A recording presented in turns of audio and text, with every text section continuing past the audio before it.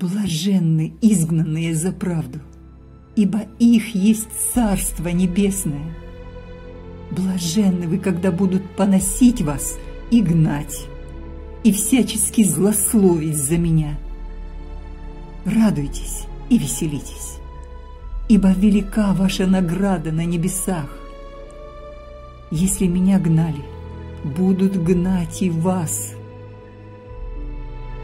Сатана просил сеять вас, как пшеницу, но я молился, чтобы не оскудела вера твоя, и ты, некогда обратившись, утвердил братьев твоих.